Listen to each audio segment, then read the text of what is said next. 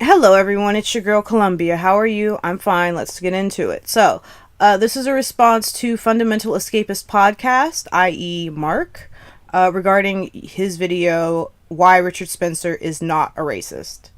So, let's get into it. Let's start off by saying this. I am not attacking you as a racist. Okay? I want you to know that. I am talking about why Richard Spencer is racist. So let's boil it down to what you're saying about him, and then we'll talk about him kind of more broadly. In the example that you give, Richard Spencer is telling the story about European identity and the story of Europeans. And one of the things that is fundamentally racist about Spencer's rhetoric is that it's an attempt to tell the story of Europeans without a major component, and that being the contributions, the interactions, the relationships between Europeans and non-white people. What Spencer does intentionally, mind you, is ignore the relationships between Europeans and non-white persons. So, for example, Nicholas Copernicus used a lot of Persian Muslims' models to design his heliocentric models. Fast forward, Benjamin Banneker was a scientist, a surveyor, an author, a farmer, and an activist, born to one free parent and one newly freed parent in the United States in 1731. Was appointed to committee by George Washington in order to help design the layout for Washington, D.C., the capital. The major religions of the West are Christianity, Islam, and Judaism. All religions founded in the Middle East. Not one religion founded by Europeans stands as a major religion. If that doesn't speak to the level of cultural exchange between Europeans and the rest of the world, I don't know what does. I mean, there are thousands of examples of cultural, scientific, religious exchange between Europeans and non-white persons. Point being that the story of Europe is not just the story of white people. White people's identity is not just about white people, just like black people's identity in the United States isn't just about black people, or even Haitians' identity is not just about Haitians, right? Those relationships matter. These relationships matter because they explain how certain events came to be, why certain groups of people are in the positions that they're in now, in terms of geographically, historically, economically, politically. Without these relationships, we are missing vital parts of our stories.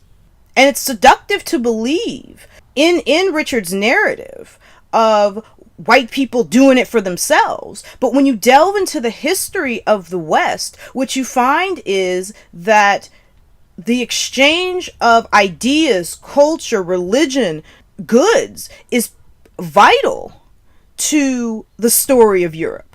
And to ignore contributions, relationships, interactions, and to intentionally do it is not just racist, because it is an attempt to whitewash over the contributions made by non-white persons in order to promote a narrative that white people have never needed and do not need relationships with non-white people.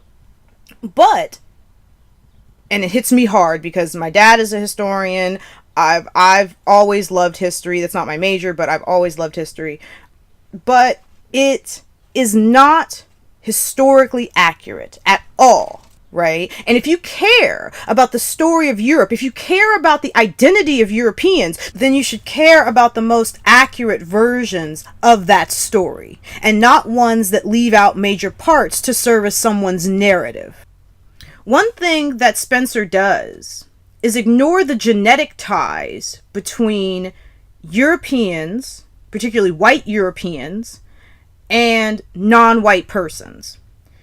Two examples. One, from the age of exploration on, white European colonists mixed with indigenous populations and in populations where slavery was prominent, with particularly African slaves, those persons and their offspring are just as much a part of European history and identity as are white Europeans. It also ignores non-white Europeans, people who are for example, there's a large population of Afro-Germans who have been a part of Germany since, I believe, the 1700s, if not earlier. They're just as much a part of European identity as anyone else. And it's racist to pave over their lives and pave over whatever relationships they have or whatever contributions they gave to their societies in order to service a narrative in which Europeans are all white and whiteness is the only thing that characterizes Europeanness, if that makes sense. Because you can still be European, identify with European history and heritage, and be non-white. He doesn't have to be racist. It doesn't have to be a racism where he calls the audience a bunch of niggers. That's the most overt and easily identifiable form of racism. But I have seen Spencer on several occasions use dubious, if not pseudoscientific means to describe Africans' inane inferiority. He doesn't put it that way purposefully. To describe Africans' inane inferiority, and without saying, well, and we should be segregating ourselves from them, leads his audience down a path of believing that black people, in particular, in the talk that I saw, did not make significant contributions to the United States or to European society. And that's simply not true.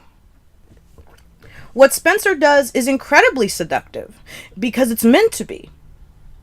It's meant to sound the least overtly racist, particularly when he gives talks. It's meant to sound logical and articulate and intelligent and well thought out and well researched, and not at all like Bubba from down south that you see in every interview of the Ku Klux Klan, right? Who is, I don't like, it's meant to be as distant from, I don't like Jews or niggers or whites. It's meant to be as distant from that type of rhetoric as is humanly possible. And you're falling for it, my friend. We're part of your story, just as you're part of ours. We're part of your identity, just as you're part of ours. And the moment that you forget that is the moment when a man like Richard Spencer has power over you. What he wants, the end game of his rhetoric, is to make white people feel like they should segregate themselves from other races, that they don't need other races, that other races are a bad influence on them. And history proves that tale wrong. History's proven that the access to works of Persians, to Africans, to South Americans and Central Americans has been a rocky relationship, but the contributions of people all around the world to European identity and culture and scientific endeavor has been vital to Europe being the power it is today. If you allow yourself to be seduced by this rhetoric, you're harming white people. You're not helping them. The truth of the matter is, and has always been, that Europe needed other people to survive. As we all do. We all need each other to survive. That's all. I don't have anything else to say.